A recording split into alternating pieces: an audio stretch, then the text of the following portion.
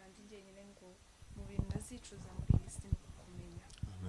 Bivuze yuko hari imigisha myinshi tubonera muri Kristo, hari amahoro menshi tubonera muri Kristo, hari ibyo tunyuramo iyo aza kuba tutari twaramenye Kristo tutari kuba tukiriho. Iyo nsanze ijuru ritariho nta kintu nzaba narahombye. Kubera iki? Tureke ko amategeko y'Imana kuyubahiriza bizadufasha kubizera, nyine kubizeye ko bo bazahabwa n'ubwami bwo mu ijuru.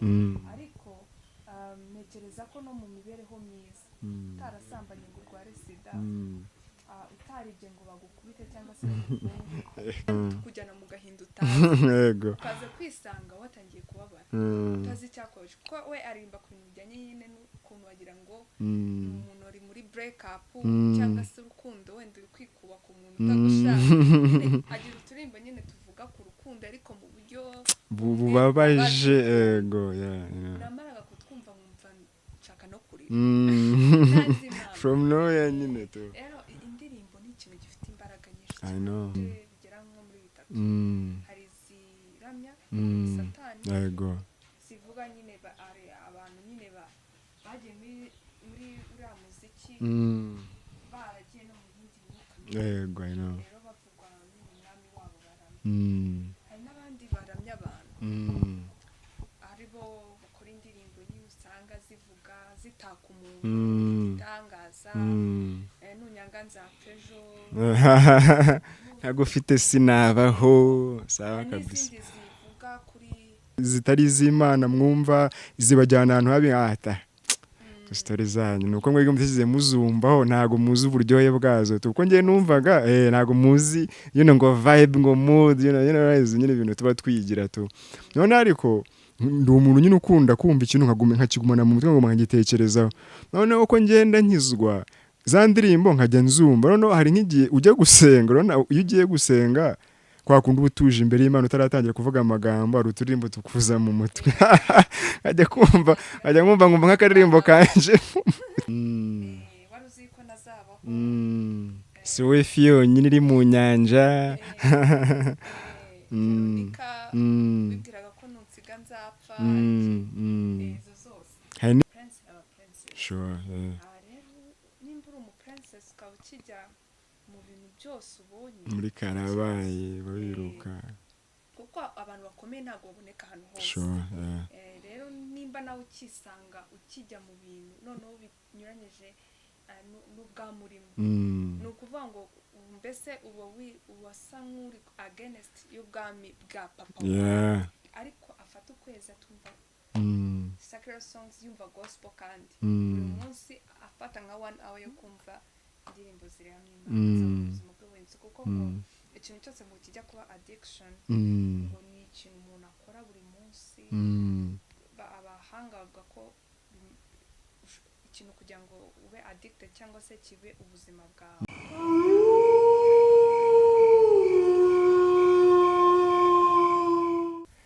Shalom, Yesu nashimwe. Nizere ko mumeze neza, nizere ko mukomeye, nizere ko muri amahoro, nizere ko Umwami Yesu kibarinze aho muherereye. Ijambo ry'Imana riravuga ngo kuko Imana yakunze abari mu isi cyane, byatumye itanga umwana w'ikinege kugira ngo umwizera wese atarimbuka, aho bwabwo ubugingo buhoraho. Niba waramwizeye, Imana igumugisha. Niba utaramwizera, igihe cyawe ni kugira ngo nawe umwizere, tuzaba nawe mu bwami bw'Imana. Ngiye nitwa Olivier Deva, numamya Yesu Kristo wabambwe, Yesu Kristo wapfuye, Yesu Kristo wazutse, Yesu Kristo umwami w'abami, Yesu Kristo umutware utwara abatware, Yesu Kristo wenzera n'ukuri n'ubugingo, ni uruhura abarushye, ni utanga umunezero, ni utanga ibyishimo, ni utanga ubugingo buhoraho. Nawe ngwino kwa Yesu. Ni Salvation TV, ikiganiro cyitwa Yesu mu rubyiruko. Nizere ko ahantu hose muri mukomeye kandi tugiye kubana tukabana neza mu kiganiro cyacu cy'uyu munsi. Ntabwo ndibuze kuba ndi njyenyine, ndibuze kuba ndi kumwe n'umutumirwa ngiye kwakira mu kanya, tuganira ku ngingo zacu zitandukanye, ariko murabizi ko umurongo wacu n'umwe, ni ukuganira ku bwami bw'Imana n'icyateza imbere ubwami bw'Imana kugira ngo Yesu akomeze guhabwa icyubahiro. Ijambo ry'Imana rivuga ngo nishyirwa hejuru nzirereza abantu bose. Mujye muri comment mwandikemo ngo Yesu ni umwami, Yesu ni umwami wahindura ubuzima bwawe, Yesu ni umwami wahindura amateka yawe, Yesu ni umwami wahindura buri kintu cyose urimo uracamo. wowe cyereka Yesu gusa. Imbere ye ijambo ibidashoboka ntago ribaho. Yitwa ushobora byose, yitwa uri hejuru ya byose, yitwa umwami w'abami, yaratsinze kandi azoratsinda iteka ryose. Rero tubaye ikaze, twizere ko mumeze neza. Ndaje mu kanya nakiri umutumirwa wacu tuganire, Imana ikomeze kubaho umugisha. Yes, twongeye kubaha ikaze rero kuri Salvation Road. Ntago nkiri njyenyine, ndi kumwe na mugenzi wanjye. Turakwakiriye muri Salvation Road. Umeze neza? Kera kuri radio twavuga ngo turakwakiriye muri studio. Turakwakiriye muri Yesu mu rubyiruko. Umeze neza? Urakomeye Melissa?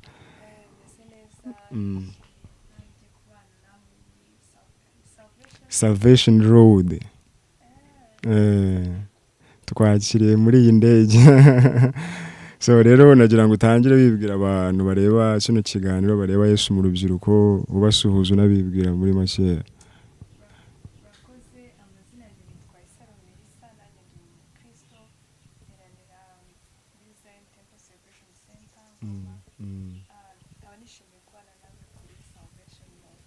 Natwe twishimiye kubana nawe. Se kuba uvuga ngo uri umukristo bisobanuye iki kuri wowe?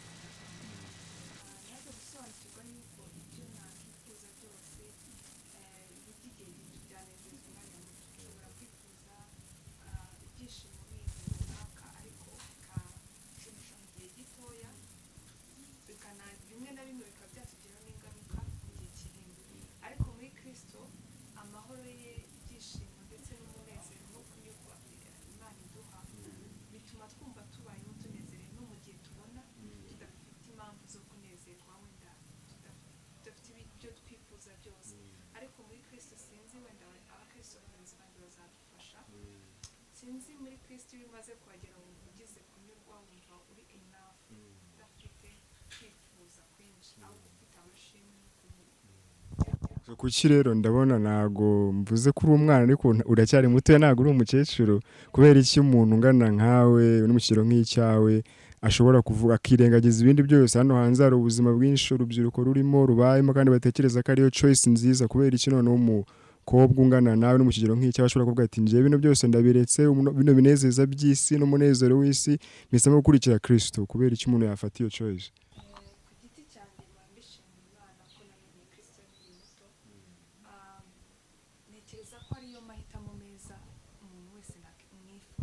Wow. Kuko habamo kwicuza gukeya, kuko hari umuntu wigeze kuvuga ngo ese ubundi dusanze wenda ijuru ritariho. Ndangije ndamubwira ati njye nsanze ijuru ritariho nta kintu nzaba narahombye. Kubera iki? Tureke ko amategeko y'Imana kuyubahiriza bizadufasha kubizera, nyine kubizeye ko bazahabwa n'ubwami bwo mu ijuru. Ariko ntekereza ko no mu mibereho myiza, utarasambanye ngo urware sida, utaribye ngo bagukubite cyangwa se bagufunge, utarabanye n'abantu nabi, utarabaye nyine ikibazo muri sosiyete ukaba igisubizo. Ijambo ry'Imana ritubwira ko turi inzandiko zisomwa na bose, dukwiriye kwitonda tukaba umucyo w'isi aho turi hose. Rero ntekereza yuko njye ntacyo naba mpombye. Nasa mubwira ngo njye ntacyo nzaba mpombye, ariko wowe wanze kwizera umwami, tukajya kubona tukabona umwami Yesu araje, ushobora warakoze ibibi uzarimbuka. Ariko njyewe ntabwo ntekereza ko nyuma y'iherezo ry'isi umuntu wamenye Imana niyo yava mu isi ntazabone n'iryo juru wenda ritariho, ntacyo azaba yarahombye, azaba yarabayeho neza mu isi, aho azaba ari amahoro. Ariko wakoze ibyaha yaba afite ibibazo bikomeye. Rero ndabishimira Imana byonyine kuba narayimenye, ntaragira ibintu experience y'ibintu byinshi bibi, umugisha udasanzwe. Wow. ego nuko twinjiye muri Yesu mu rubyiruko uyu munsi, nuko Melissa tumuhaye ikaze muri Salvation Road. Nizere ko ibibazo tukubaje atari byinshi bitewe n'ibyo dufite. Nizere ko rero twishimiye kubana nawe mu kiganiro Yesu mu rubyiruko, twishimiye kubana nawe mu guhamya Kristo, kandi turashima Imana kubwo ko warahisemo iyi nzira yo guhamya Kristo, kubera ko hari ibindi byinshi abantu bavuga, ibindi byinshi abantu bakora, ariko kwaravuze ngo njyewe mu buto bwanjye no mu bukuru bwanjye nzavuga Kristo, nzahamya Kristo. Kubera ko hari abantu bwa ati se waje tukaganira bwa ati njyewe ibintu kujya imbere ya kamera ntabwo ari ibintu byanjye, kandi ariko ibintu byawe n'ubundi ni ibya Yesu, cyangwa ntabwo ari ibyawe, ukumva ntabwo biza neza, ariko kubushiramo ukavuga ati njyewe nta kibazo najyana nkavuga Kristo kuri social media he hose. Imana igumugisha. So niye message rero dutangira ikiganiro waha urubyiruko, abajene cyangwa se abantu bazareba kino kiganiro muri rusange, ni ijambo riri ku mutima wawe kugira ngo utaza kurisubirana?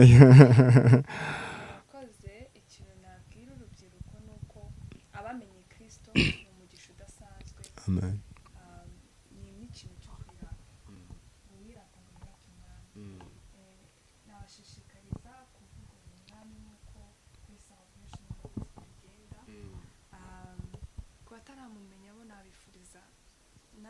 ishyaka ngo muze kwa Yesu, aracyakira abantu kandi arifuza kuguhindusha, kuvuga ngo se aho ngeze aha ngaha biracyashoboka ko Imana yanakifuza ko mpinduka.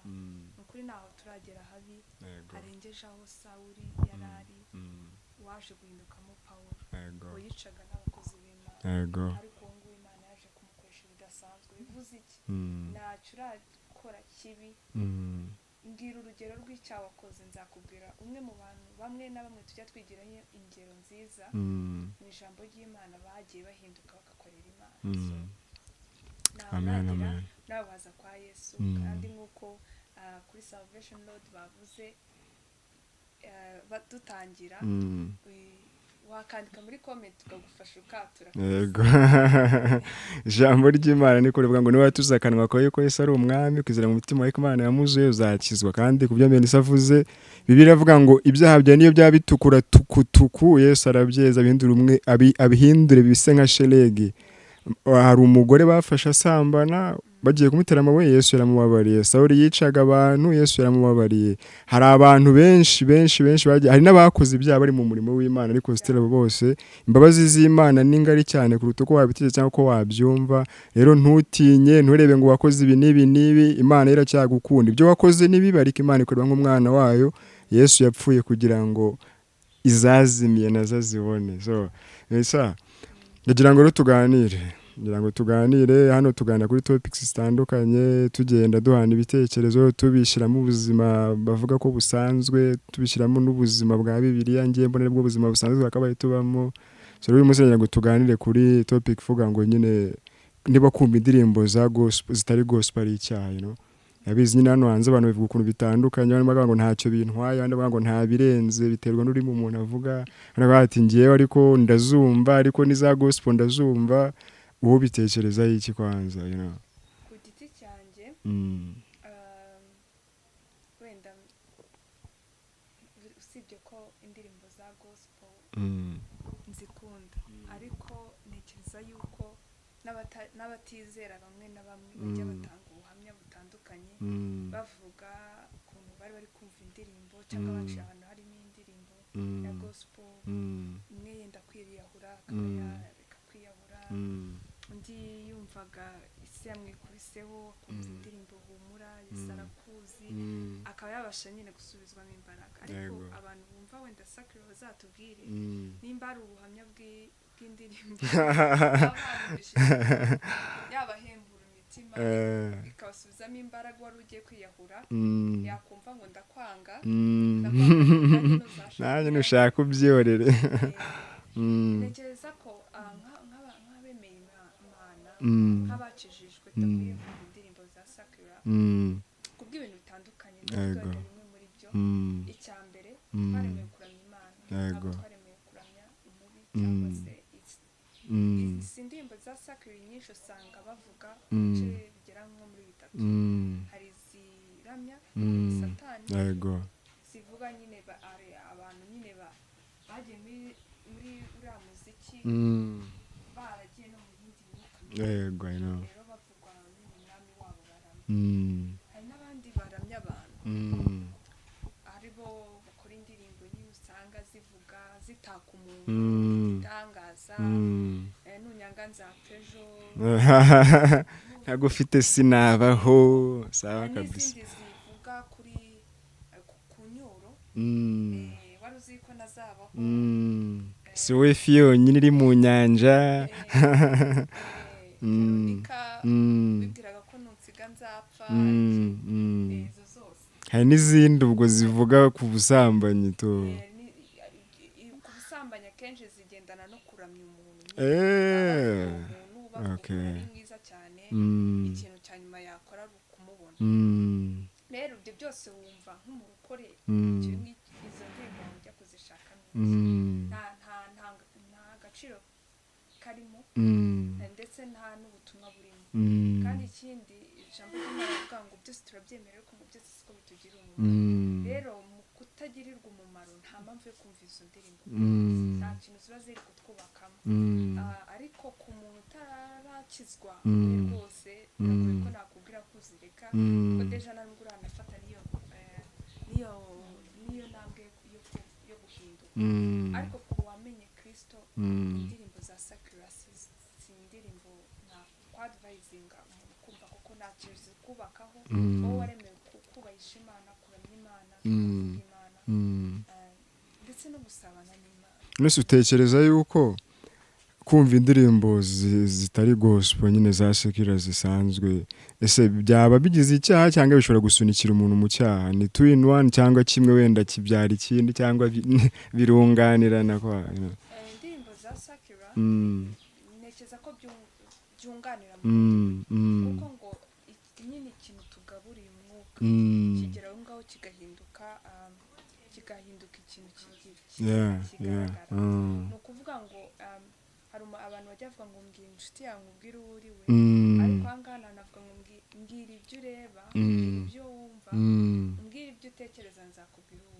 yego bivuze iki umuntu wumva indirimbo za sakira hari reva atagera mu buryo bw'umwuka hari n'ubusabane atagirana n'Imana ni ukuvuga ngo aba ameze nk'umuntu kuno inzu irasa neza yarakorobwe imeze neza umuntu yinjiye n'ibyondo akomeje atambagiramo iyo nzu izaguma ikeye apana rero iyo uri kwinjizamo ibintu bidakwiriye uba uri nka ya nzu nyine iyo Imana ije mu buzima bwacu bya kera biba bishize mu bintu byose bihindutse bishya kuko mu buryo warakoze mbere biba byaribagiranye ariko iyo ugarutse kongeramo ibindi bintu bibi uba uri kwanduza iyo nzu rero wibaze nawe ese urifuza gukomeza uribata inzu Kristo yego rero nicyo kintu ntekereza kiba kikuganisha ku cyaha mu buryo bumwe cyangwa ubundi utabizi cyangwa ubizi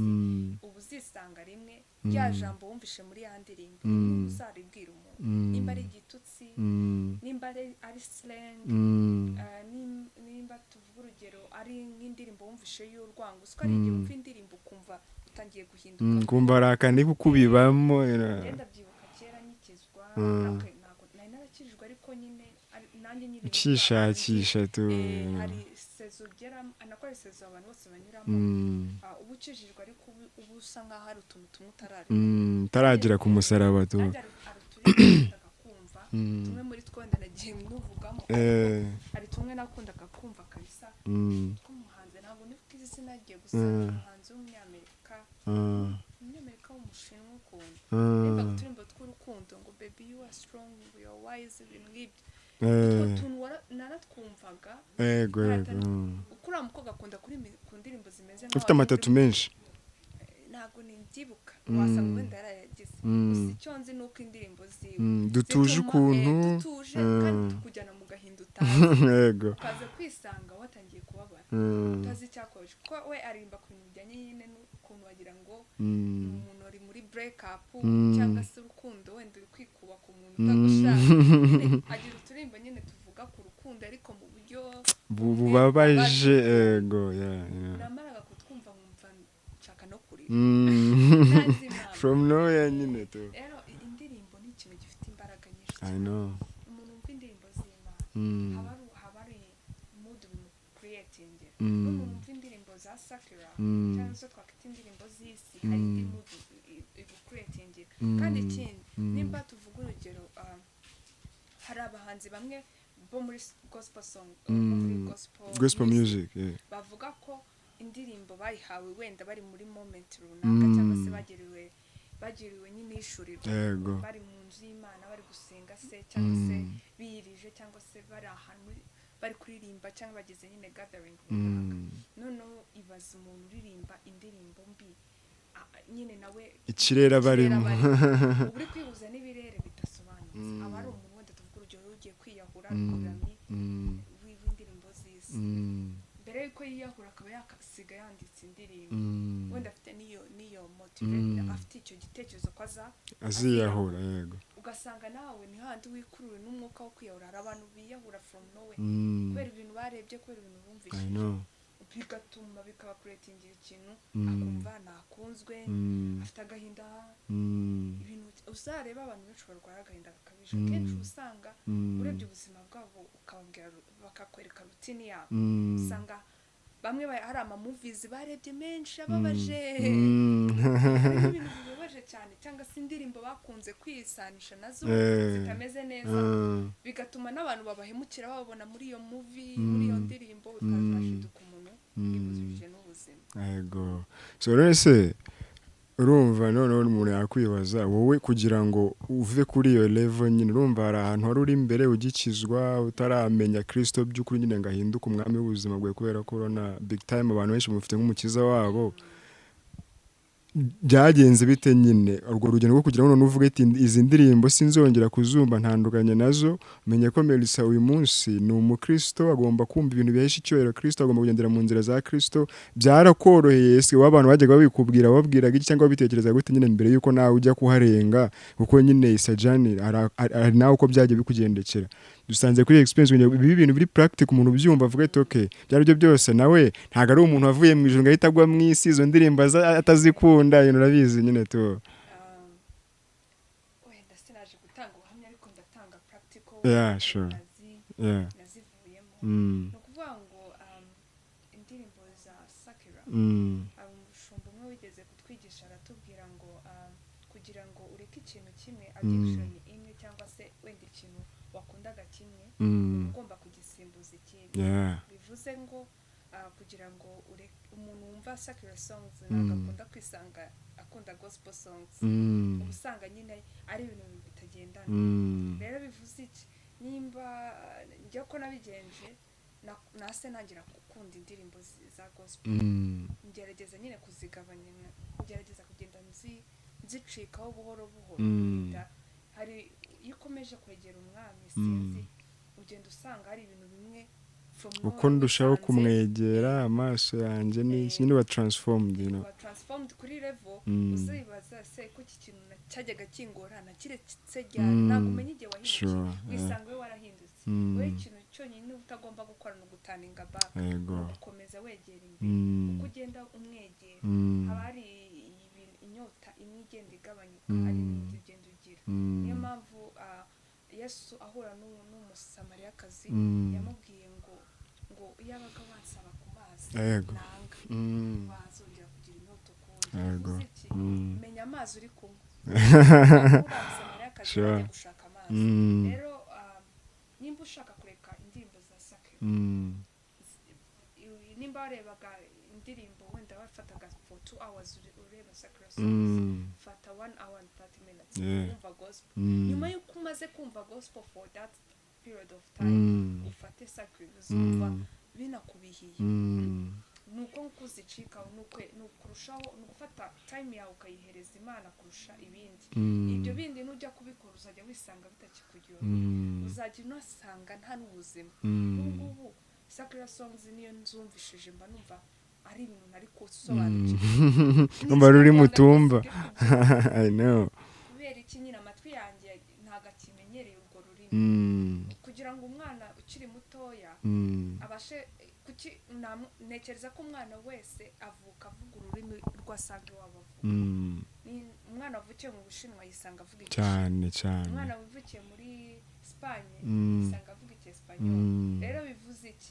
Nawe nimba ukikizwa ikikugoye ibintu bimwe kubireka, wowe ihuze jya muri sako y'abantu bari nyine muri environment y'abantu bakijije, uzisanga nawe utangiye kwakitinga nkabo ko iyo tuvutse ubwa kabiri tuba tubaye icyaremwe gishya kandi tuba tubaye nk'ababebe mu mwuka, tuba dukeneye gukura. Rero menya aho ukurira, menya ibigukuza, kuko habaho n'abagwingira. Barahari benshi ahubwo urumva, urebe neza niba utaragwingiye, kureba iki kiganiro urebe ko utagwingiye kugira ngo uve mu kugwingira. Ikinyarwanda cyo ntabwo kibaho. Bibaho umwana utaraponye indyo yuzuye bimusaba igihe, ariko birashoboka. Ntabwo urarenga ihaniro, twaracyari indi mergo yuko wegereye Kristo, wumvishe ijambo ry'Imana, uretse kwinangira ko mu mutima ukemera ko Kristo agukoramo akazi, birashoboka yuko wava kuri level imwe ukajya kuri level yindi. Kubera ko nanje nangira urumva, kugira ngo ndeke indirimbo zitari sekira, za sekira ahubwo byabanje kungora. Ntabwo numvaga impamvu inobazera abatipe barakabya. Ngereka ngo mbwire story yanjye to, nabo baza abatipe kukibakabya kumva indirimbo zitari gospel bitwaye iki? Si indirimbo sinyumva, byarangira nkajya no mu gusenga kuki abantu bakabya. Nyine numvaga buriya nyine ngiye ntabwo mpita numva, ariko iyo maze kumva nyine ngo biba birangiye tu. Noneho rimwe numva umushumba ari kubiyigisha avuga ngo izo ndirimbo zitari iz'Imana mwumva zibajyana ahantu habi. Story zanyu nuko mwebwe mutisize muzumbaho, ntago muzi uburyohe bwazo tu. Kuko ngiye numvaga ntago muzi ngo vibe, ngo mood, nyine ibintu tuba twigira tu. None ariko ndi umuntu nyine ukunda kumva ikintu nkakigumana mu mutwe ngo nkagitekerezaho. Noneho uko ngenda nkizwa za ndirimbo nkajya nzumva. Noneho hari nk'igihe ujya gusenga, iyo ugiye gusenga kwa kundi ubutuje imbere y'Imana utaratangira kuvuga amagambo, hari uturirimbo tukuza mu mutwe. Ajya kumva nk'akaririmbo kanje mu mutwe, avuga aka karirimbo kakanyagwa gaturutse ngumva nyine hajemo nk'akaririmbo kadahuye n'ibintu ngiye gukora. Ngo natangiye nyine gushyiraho question mark, navuga ngiye gusenga, aho kugira ngo hazemo wenda umuyoboro ungezeho amakuru Alexis Dusabe, nkumva haje kandi karirimbo wenda kundi muhanzi ntavuze, kandi nyine nkuko waba uri hano undi muntu ari nko muri Kongo, ibintu bidafite ahantu bihuriye hano, nkumva karaje. None nibwo natangiye kubita nawe ko ibi bintu bigomba kuba bifite imbaraga nyine tu. Sana ukumva indirimbo zimwe na zimwe mood ziri kukujyanamo, ziri kugusubiza aho uri murava. Ukumva indirimbo noneho ngira defo buriyo nkunze indirimbo umva ndayumva. Iyo nyine ndabanza nkayumva nk'inshuro nka magana nkayishyira kuri repeat, nkayumva ku buryo nyine ngeraho nkajya nyumva mu buzima busanzwe, ariko narayumvishe pe. None urumva nizo ndirimbo iyo nayikundaga narayumvaga pe, nkayumva kugeza aho nyimenye. None najya mu gihe cyo gusenga nkasanga ka karirimbo karimo karaza mu mutwe, kugira ngo isengesho rizajye kuza. Rero byasabaga yuko banza urumva. So rero naje ibyo byamfashije kuvuga ngo ibi bintu nkwiye kwitoza kubireka. Ntago nkunda kubesha Imana ngo mvuge ngo nigire intwari, mvuge ngo ibintu leta mbikora uyu munsi, byansabye iminsi. Ntangira no kugenda nzijonjora kugira ngo nzagere none kuri conclusion. Ntangira kuvuga nizi ndirimbo zivuga ibi bintu sinzongera kuzumva, kubera ko ngenda nabibayemo ururimi nyine mba ndwumva icyo umuntu avuze, ntago nkenera umusemuzi tu.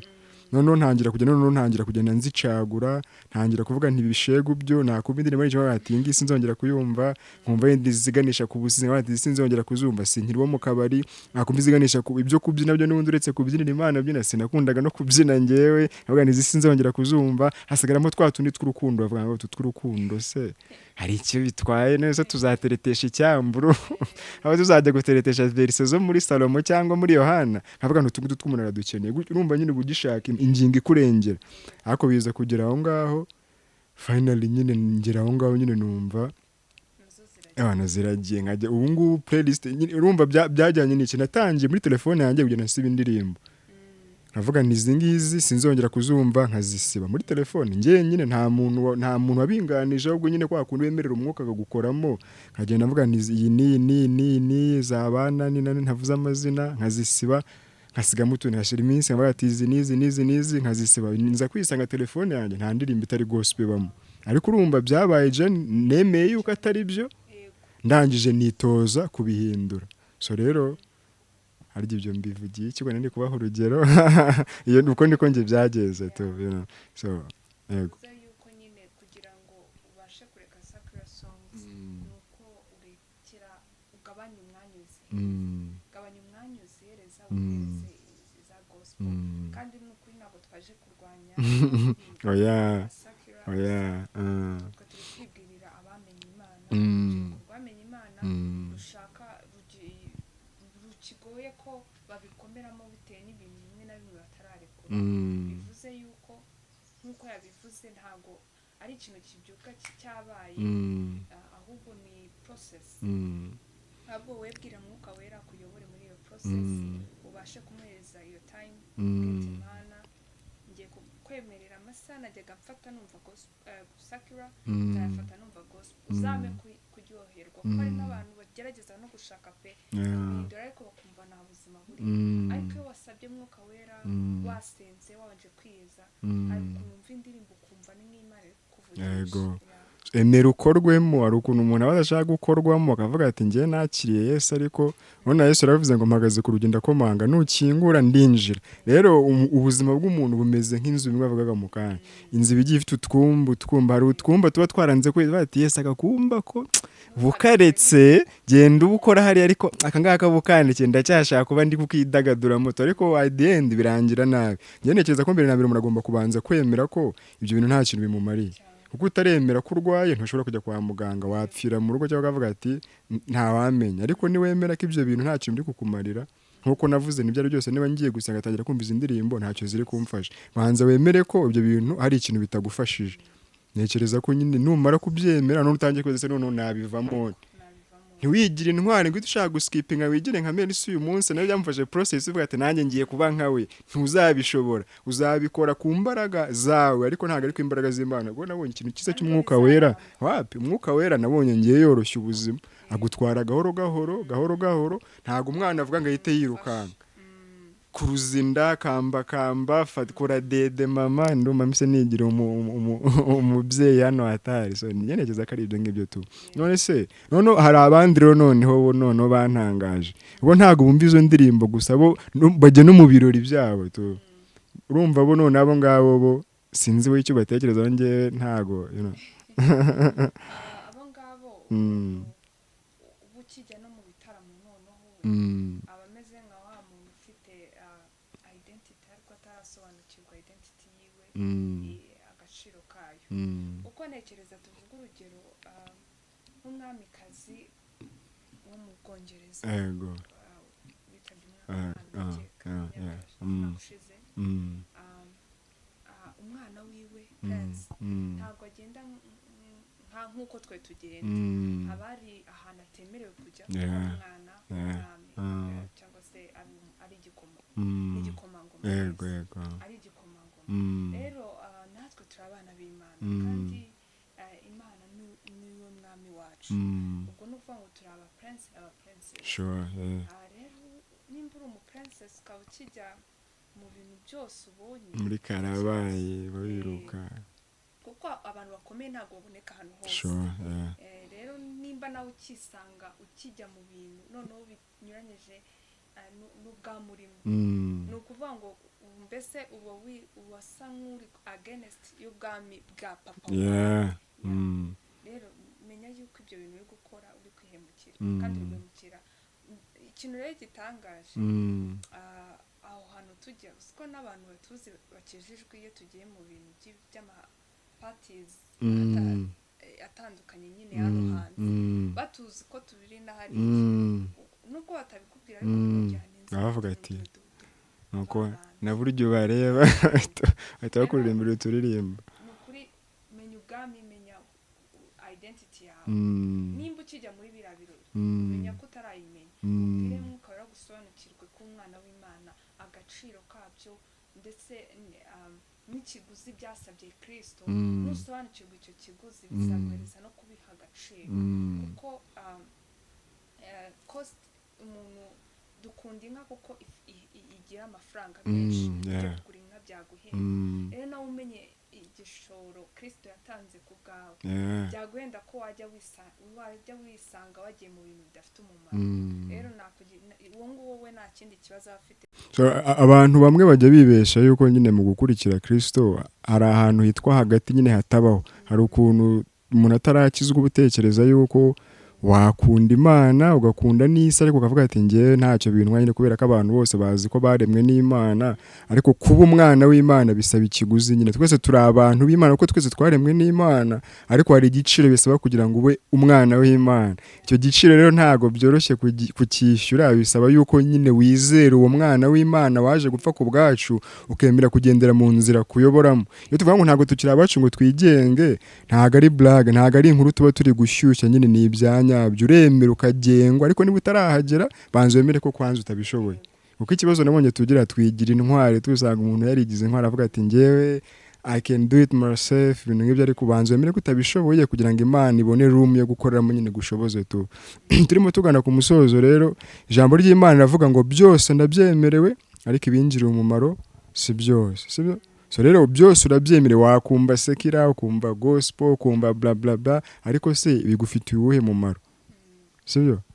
So niba nta mumaro bigufitiye, niba bidahesha icyubahiro umwami wawe, niba iyo byumvishe bitakuvana ahantu hamwe ngo bikugeze ahandi wajyaga, wabiretse ugakomeza ugafokasinga aho urimo urajya, kuko nta bwami butatu buriho, ni bubiri, ni umucyo n'umwijima. Ugomba gufokasinga mu mucyo cyangwa mu mwijima, kuko nabonye hari abantu bacishijwe ariko baguma muri sakotu, bari muri kadensi bameze gutya, arava uyu munsi akagaruka akagenda akaroganya. Kubera iki? Yanze kugira ibintu arekura kugira ngo agire ibyo afata. Kuko hari ukuntu dusenga natwe, Mana agira gutya agira muri gato, warekuye nkaguha, ndaguhereza mu kiganza gipfumbatije hawe, so mbese turimo tugana ku musozo, ni iyihe nama noneho watanga tujyanye n'iki Imana ivuga? Wagiye ubivuga n'ibyo, ariko noneho iri best cyane nyine muri Bible ku byo wenda uzi kwa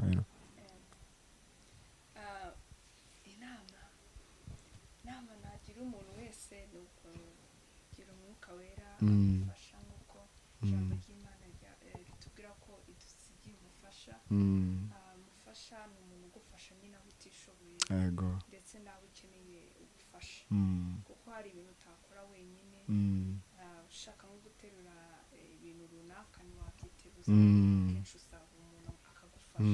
Rero icyo nagira inama urubyiruko rwamenye Kristo ni uko rwakemerera Kristo umufasha yatwohereje n'Umwuka Wera kubana nawe buri munsi, ukamubwira ati uyu munsi byagenze gutya, hariya hari ahantu akosheje, Umwuka Wera amfasha, mbashe guhinduka, ndeke kubeshya ndacyabeshya, ndeke kwiba ndakiba, ndeke gusambana ndacyasambana, ndeke kwishira hejuru ndafite ubwibone.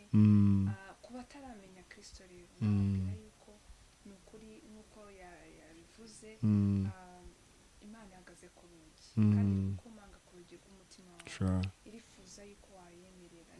Nabonye njya nkunda kubwira Imana ndi jyenyine ngo mu bintu nazicuza muri iyi si ni ukukumenya.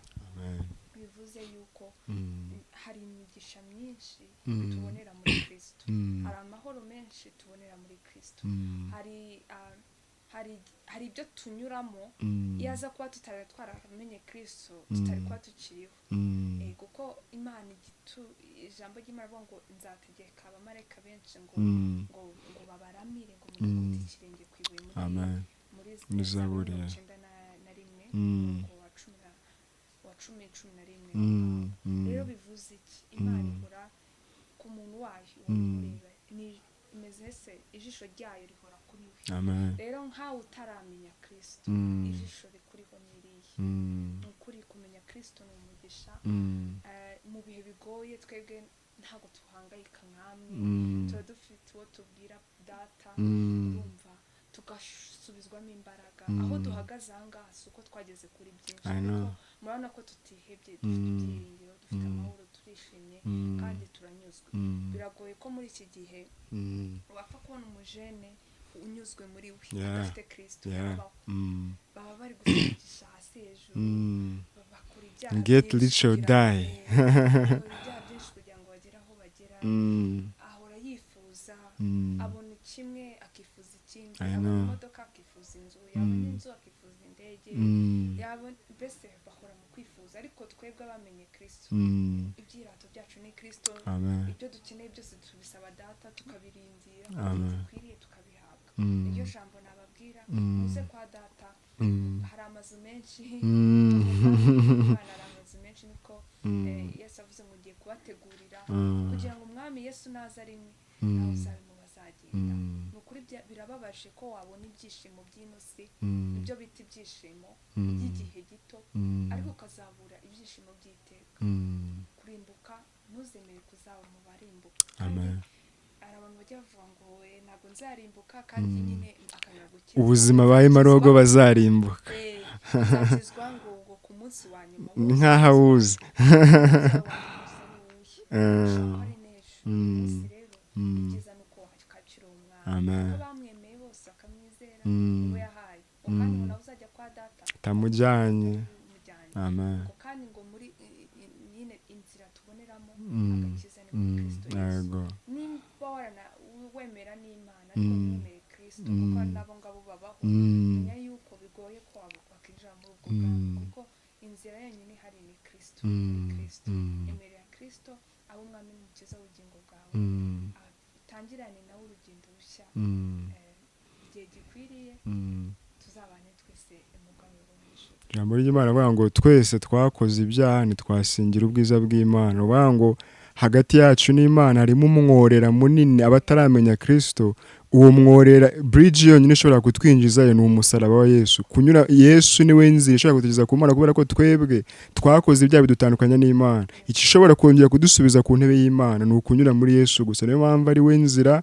n'ukuri n'ubugingo kwizera Imana utizera inzira kugeza ku Mana ni nko kuvuga ngo uzajya muri Amerika wenda ugurutse sinzi ukuntu buzagerayo ariko ibyo tubabwira ni ukuri kw'ijambo ry'Imana ni ukuri kw'Imana Yesu tuvuga ni Yesu muzima wapfuye ariko wazutse ni muzima mu buzima bwacu yaza kuba yaraheze mu mva natwe tuba turi mu gisimenti wenda cyangwa turi ahandi kubera ko nta byiringiro tuba dufite ariko ibyiringiro byacu umunezero wacu guseka mutubonana ntago ari pretendence ntago ari ibyo turimo turigira dufite umunezero mu mitima yacu kandi se idashobora kutwaka haza ibibazo haza intambara haza iki kubera ko ni part y'ubuzima Yesu aravuze ngo muri mwisi mufashe igihe mu ntambara ariko kubera ko dufite Kristo w'inzira n'ukuri n'ubugingo uwo mwami wanesheje isi nawe niwe turimo turakurangira wahitamo umwanya wamara mu indirimbo zimuramya urahembuka ari ubundi buzima wakira umwanya umara wumva izi ndirimbo ziramya undi mwami w'umwijima nabyo hari umwijima bizana mu buzima bwawe kubera ko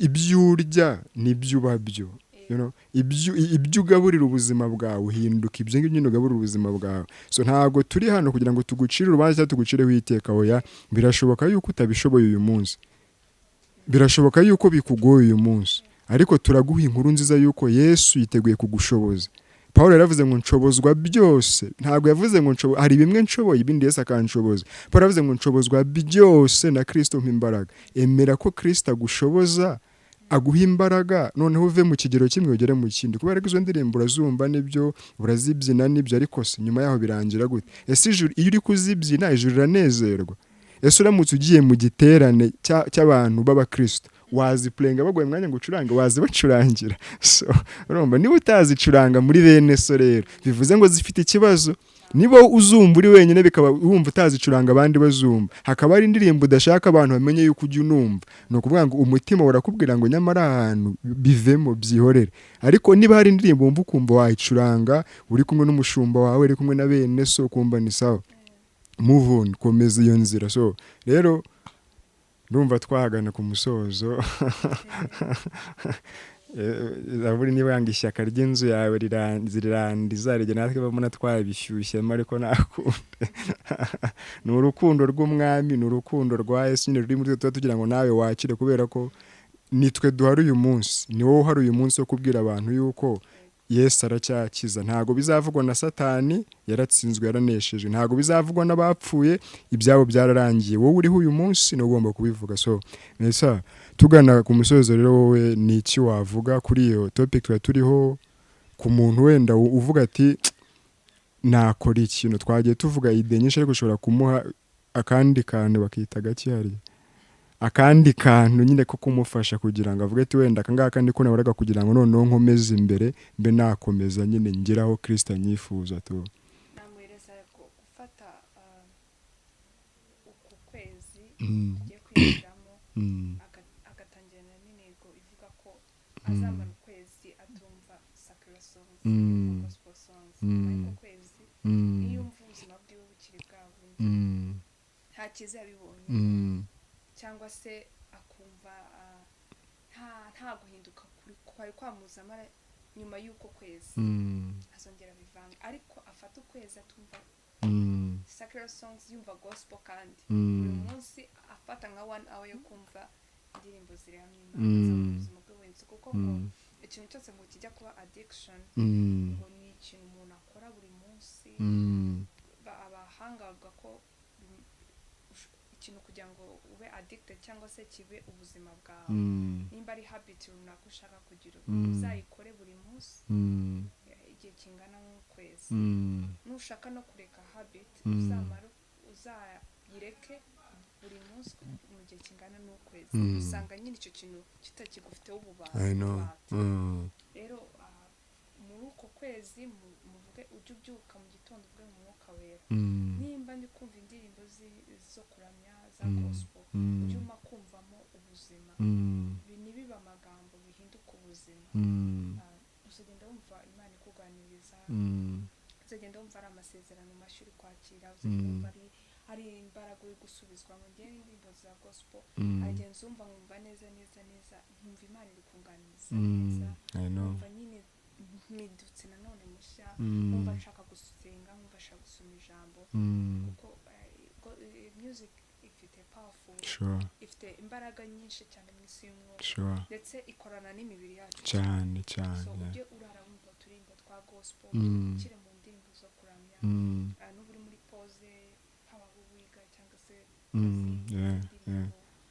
uzambwira nyuma y'uko kwezi uzandike muri comment y'uko kwezi so rero nawe uje muri comment utubwire igitekerezo cyawe kubyumva no kubitekereza ntago twebwe dufashe umwanzuro tubabwiye ibitekerezo bitandukanye tubabwira uko Imana ibivuga tubabwira uko experience zacu mu kuganira rero igitekerezo cyawe igitekerezo cyanjye cya Melissa nibyo tugenda duhuza tukubaka ubwami bw'Imana kugira ngo tuganire tudakomeretsanya tudaseserezanya tutababazanya ahubwo nyine twungura inama kugira ngo umurimo w'Imana waguke rero turasoje tubabwira ngo Yesu ni umwami kambanze mpumushyitsi ijambo kwanza banze agira icyo avuga agira ijambo dusigira kugira ngo nanjye noneho nze nsoza turangiza ikiganiro cyacu cy'uyu munsi